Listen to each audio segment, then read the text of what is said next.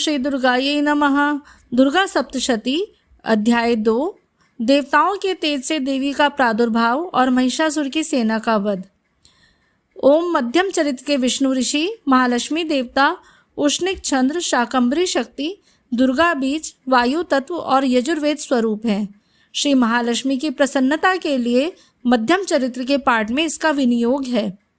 मैं कमल के आसन पर बैठी हुई प्रसन्न मुख वाली महिषासुर मर्दिनी भगवती महालक्ष्मी का भजन करता हूँ, जो अपने हाथों में अक्षमाला, फरसा, गदा, बाण, वज्र, पद्म, धनुष, कुंडिका, दंड, शक्ति, खड्ग, ढाल, शंख, घंटा, मधुपात्र, शूल, पाश और चक्र धारण करती हैं।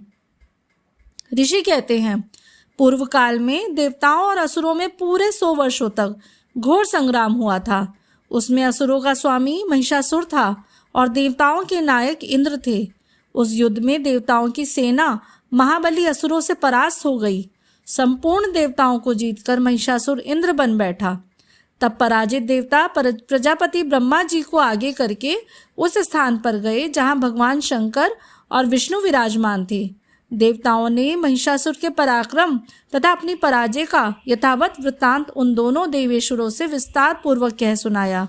वे बोले, भगवान, महिषासुर सूर्य, इंद्र, अग्नि, वायु, चंद्रमा, यम, वरुण तथा अन्य देवताओं के भी अधिकार छीनकर स्वयं ही सबका अधिष्ठाता बना बैठा है। उस दुरात्मा महिष ने समस्त देवताओं को स्वर्ग से निकाल दिया है। अब वे मनुष्यों की भांति पृथ्वी पर विचरते हैं।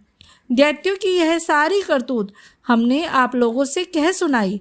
अब हम आपकी ही शरण में आए हैं। उसके वध का कोई उपाय सोचिए।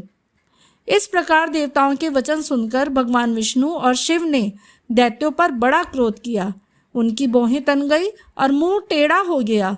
तब अत्यंत कोप में भरे हुए चक्रपाणी श्री विष्णु के मुख से एक महान तेज प्रकट हुआ। इसी प्रकार ब्रह्मा, शंकर तथा इंद्र आदि अन्य देवताओं के शरीर से भी बड़ा भारी तेज निकला। वह सब मिलकर एक हो गया। महान तेज का वह पुंज जाज्वल्यमान पर्वत सा जान पड़ा। देवताओं ने देखा, वहां उसकी ज्वालाएं संपूर्ण दिशाओं में व्याप्त हो रही थी। संपूर्ण देवताओं के शरीर से प्रकट हुए उस तेज की कहीं तुलना नहीं थी। एकत्रित होने पर वह एक नारी के रूप में परिणत हो गया और अपने प्रकाश से तीनों लोकों में व्याप्त जान पड़ा। भगवान शंकर का जो तेज था, उससे उस देवी का मुख प्रकट हुआ। यमराज के तेज से उसके सिर में बाल निकल आए और श्री विष्णु भगवान के तेज से उसकी भुजाएं उत्पन्न हुई। चंद्रमा के तेज से दोनों स्तनों का, इंद्र के तेज से मध्य भाग का प्रादुर्भाव हुआ। वरुण के तेज से जंगा और पिंडली तथा पृथ्वी के तेज से नितंब भाग प्रकट हुए। ब्रह्मा जी के तेज से दोनों चरण और सूर्य के तेज से उनकी उंगलियां हुई। वसुओं के तेज से हाथों की उंगलियां और कुबेर के तेज से नासिका प्रकट हुई। उस देवी के दांत प्रजापति के तेज से और तीनों नेत्र अग्नि के तेज से प्रकट हुए। उसकी भौहें संध्या के और कान वायु के तेज से प्रकट हुए थे। इसी प्रकार अन्य देवताओं के तेज से भी उस कल्याणमयी देवी का आविर्भाव हुआ। तदंतर समस्त देवताओं के तेजा पुंज से प्रकट हुई देवी को देखकर महिषासुर के सताए हुए देवता बहुत प्रसन्न हुए। पिनाकधारी भगवान शंकर ने अपने शूल से एक शूल निकालकर उन्हें दिया। फिर भगवान विष्णु ने भी अपने चक्र से चक्र उत्पन्न करके भगवती को अर्पण किया। वरुण ने भी शंख भेंट किया। अग्नि ने उन्हें शक्ति दी और वायु ने धनुष और बाण से भरे हुए 2 तरकस प्रदान किए। सहस्त्र नेत्रों वाले देवराज इंद्र ने अपने वज्र से वज्र उत्पन्न करके दिया और ऐरावत हाथी से उतारकर एक घंटा भी प्रदान किया। यमराज ने कालदंड से दंड, वरुण ने पाश, प्रजापति ने स्फटिक काश की माला और ब्रह्मा जी ने कमंडलू भेंट किया। सूर्य ने देवी के समस्त रोमकूपों में अपनी किरणों का तेज भर दिया। काल ने उन्हें चमकती हुई ढाल और तलवार दी। क्षीर समुद्र ने उज्जवल हार तथा कभी जीर्ण न होने वाले 2 दिव्य वस्त्र भेंट किए। साथ ही उन्होंने दिव्य चूड़ामणि, 2 कुंडल, कड़े, उज्जवल अर्धचंद्र, सब बाहुओं के लिए केयूर, दोनों चरणों के लिए निर्मल नुपुर, के गले की सुंदर हंसली और सभी अंगुलियों में पहनने के लिए रत्नों की बनी अंगूठियां भी दी। विश्वकर्मा ने उन्हें अत्यंत निर्मल फरसा भेंट किया। साथ ही अनेक प्रकार के अस्त्र और अभेद्य कवच दिए। इनके सिवा मस्तक और वक्ष स्थल पर धारण करने के लिए कभी ना कुमलाने वाले कमलों की मालाएं दी। जलधि ने उन्हें सुंदर कमल का फूल भेंट किया। हिमालय ने सवारी के लिए सिंह तथा भांति भांति के रत्न समर्पित किए। धनाध्यक्ष कुबेर ने मधु से भरा पान पात्र दिया तथा संपूर्ण नागों के राजा शेष ने, जो इस पृथ्वी को धारण करते हैं, उन्हें बहुमूल्य मणियों से विभूषित नागहार भेंट किया। इसी प्रकार अन्य देवताओं ने भी आभूषण और अस्त्र शस्त्र देकर देवी का सम्मान किया। तत्पश्चात उन्होंने बारंबार अट्टहास पूर्वक उच्च स्वर से गर्जना की। उनके भयंकर नाद से संपूर्ण आकाश गूंज उठा।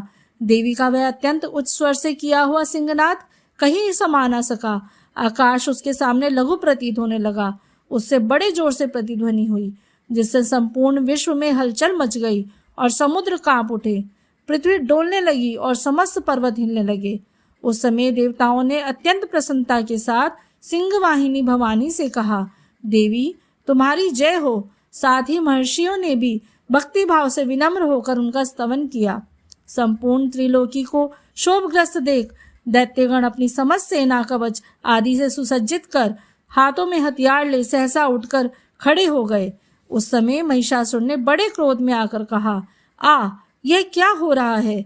फिर वह संपूर्ण असुरों से घिरकर उस सिंहनाद की ओर लक्ष्य करके दौड़ा और आगे पहुंचकर उसने देवी को देखा, जो अपनी प्रभा से तीनों लोकों को प्रकाशित कर रही थी। उनके चरणों के भार से पृथ्वी दबी जा रही थी। माथे के मुकुट से आकाश में रेखा सी खिंच रही थी तथा वे अपने धनुष के टंकार से सातों पाताल को शुद्ध किए देती थी। देवी अपने 1000 भुजाओं से संपूर्ण दिशाओं को आच्छादित करके खड़ी थी। तदंतर उनके साथ दैत्यों का युद्ध छिड़ गया। नाना प्रकार के अस्त्र शस्त्रों के प्रहार से संपूर्ण दिशाएं उद्भासित होने लगी। चक्षुर नाम का महान असुर महिषासुर का सेना नायक था। वह देवी के साथ युद्ध करने लगा। अन्य दैत्यों की चतुरंगनी सेना साथ लेकर चामर भी लड़ने लगा। 60,000 रथियों के साथ आकर उदग्र नामक महादैत्य ने लोहा लिया। 1 करोड़ रथियों को साथ लेकर महाहनु नामक दैत्य युद्ध करने लगा, जिसके रोए तलवार के समान तीखे थे। वह असीलोमा नाम का महादैत्य 5 करोड़ रथी सैनिकों के साथ युद्ध में आ डटा। 60 लाख रथियों से घिरा हुआ बाशकल नामक दैत्य भी उस युद्ध भूमि में लड़ने लगा। परिवारित नामक राक्षस हाथी सवार और घुड़सवारों के अनेकों दल तथा 1 करोड़ रथियों की सेना लेकर युद्ध करने लगा। बिडाल नामक दैत्य 5 अरब रथियों से घिरकर लोहा लेने लगा। इनके अतिरिक्त और भी हजारों महादैत्य रथ, हाथी और घोड़ों की सेना साथ लेकर वहां देवी के साथ युद्ध करने लगे। स्वयं महिषासुर उस रणभूमि में कोटि कोटि सहस्र रथ, हाथी और घोड़ों की सेना से घिरा हुआ खड़ा था। वे दैत्य देवी के साथ तोमर, भिंदीपाल, शक्ति, मूसल, खड़ग, परशु और पट्टिश आदि अस्त्र शस्त्रों का प्रहार करते हुए युद्ध कर रहे थे। कुछ दैत्यों ने उन पर शक्ति का प्रहार किया, कुछ लोगों ने पाश फेंके तथा कुछ दूसरे दैत्यों ने खड़ग प्रहार करके देवी को मार डालने का उद्योग किया। देवी ने भी क्रोध में भरकर खेल खेल में ही अपने अस्त्र शस्त्रों की वर्षा करके दैत्यों की वे समस्त अस्त्र शस्त्र काट डाले। उनके मुख पर परिश्रम या थकावट का रंच मात्र भी चिन्ह नहीं था। देवता और ऋषि उनकी स्तुति करने लगे और वे भगवती परमेश्वरी दैत्यों के शरीरों पर अस्त्र शस्त्रों की वर्षा करती रही। देवी का वाहन सिंह भी क्रोध में भरकर गर्दन के बालों को हिलाता हुआ असुरों की सेना में इस प्रकार विचरने लगा, मानो वनों में दावानल फैल रहा हो। रणभूमि में दैत्यों के साथ युद्ध करती हुई अंबिका देवी ने जितने निश्वास छोड़े, वे सभी तत्काल सैकड़ों हजारों गणों के रूप में प्रकट हो गए और परशु, भिंदीपाल, खड़ग तथा पट्टिश आदि अस्त्रों द्वारा असुरों का सामना करने लगे। देवी की शक्ति से बड़े हुए वे गण असुरों का नाश करते हुए नगाड़ा और शंख आदि बाजे बजाने लगे। उस संग्राम महोत्सव में कितने ही गण मृदंग बजा रहे थे। तदंतर देवी ने त्रिशूल से, गदा से, शक्ति की वर्षा से और खड़ग आदि से सैकड़ों महादैत्यों का संहार कर डाला। कितनों को घंटे की भयंकर नाद से मूर्छित करके मार गिराया। बहुतेरे दैत्यों को पाश से बांधकर धरती पर घसीटा। कितने ही दैत्य उनकी तीखी तलवार की मार से 2-2 टुकड़े हो गए। कितने ही गदा की चोट से घायल हो धरती पर सो गए। कितने ही मूसल की मार से अत्यंत आहत होकर रक्त वमन करने लगे। कुछ दैत्य शूल से छाती फट जाने के कारण पृथ्वी पर ढेर हो गए। उस रणांगण में बाण समूहों की वृष्टि से कितने ही असुरों की कमर टूट गई।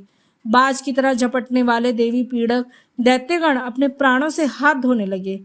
किन्हीं की बाहें छिन्न भिन्न हो गई, कितनों की गर्दन कट गई, कितने ही दैत्यों के मस्तक कट कट कर गिरने लगे।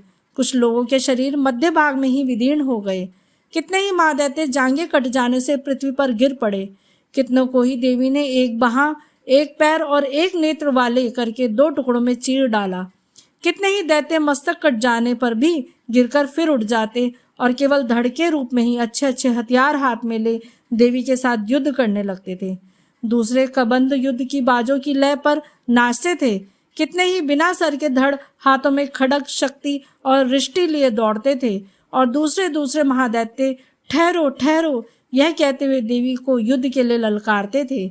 जहाँ वह घोर संग्राम हुआ था, वहाँ की धरती देवी के गिराए हुए रथ, हाथी, घोड़े और असुरों की लाशों से ऐसे पट गई थी जैसे वहाँ चलना फिरना असंभव हो गया था। दैत्यों की सेना में हाथी, घोड़े और असुरों की शरीरों से इतनी अधिक मात्रा में रक्तपात हुआ था कि थोड़े ही देर में वहाँ खून की बड़ी बड़ी नदियां बहने लगी। जगदम्बा ने असुरों की विशाल सेना को क्षण भर में नष्ट कर दिया, ठीक उसी तरह जैसे तृण और काठ के भारी ढेर को आग कुछ ही क्षणों में भस्म कर देती है। और वह सिंह भी गर्दन के बालों को हिला हिला कर जोर जोर से गर्जना करता हुआ दैत्यों के शरीर से मानो उनके प्राण चुने लेता था। वहां देवी के गणों ने भी उन महादैत्यों के साथ ऐसा युद्ध किया जिससे आकाश में खड़े हुए देवतागण उन पर बहुत संतुष्ट हुए और फूल बरसाने लगे। ओम दुर्गा सप्तशती द्वितीय अध्याय महिषासुर की सेना का वध पूर्ण हुआ। ओम श्री दुर्गायै नमः।